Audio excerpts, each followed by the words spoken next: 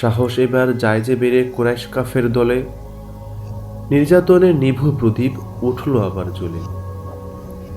আবু বক্কর গোছায় সামান, হাবশায় যেতে হবে, কষ্ট বারুক বিপদ আসুক দিনেই টিকে রবে।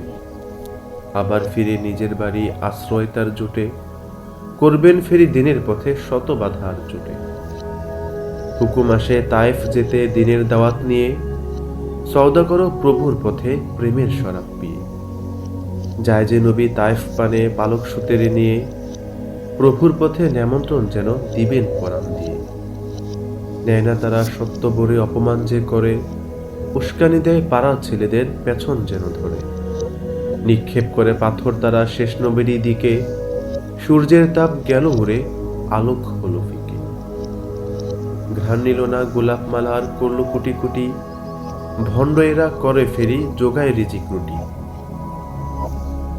ভুল বুঝিয়া তাড়িয়ে দেয় কঠিন আঘাত করে, কষ্টে নবীর তাদের লাগি অশ্রু শুধু ঝরে।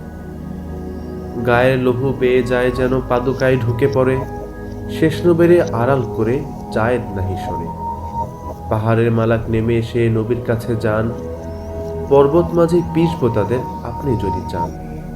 মারতে তাদের দয়ার নবী হননি তখন রাজি, হয়তো পরে ঈমান আনবে, করবে না কারসাজি।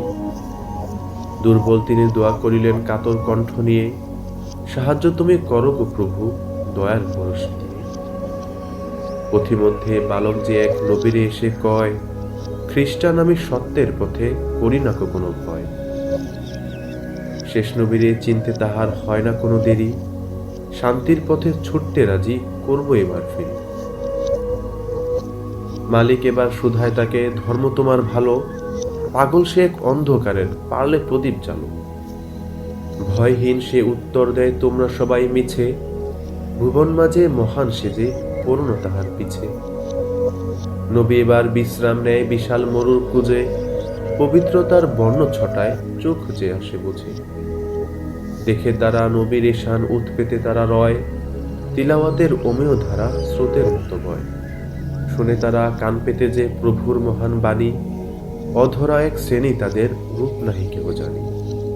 আনলো ইমান নবীর উপর ভাই যে ডুকরে কাঁদে, ভুলে যায় তারা গরিমা জাতের পরে নাকো তার ফাঁদে।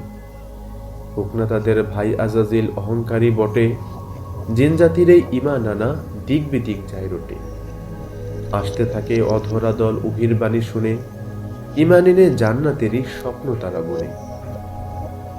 নবীর প্রেমে মাতাল যে হয় অশরীরী তারা, জিন জাতি নামে পরিচিত যে লোক সমাজে যারা।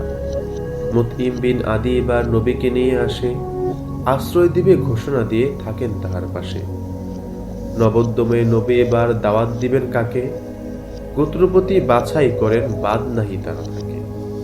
কেউ শোনে না তার সে কথা, কানে আঙুল দেয়, সর্বশক্তি ব্যয় করে কুরাইশ করতে থাকে হ্যাঁ।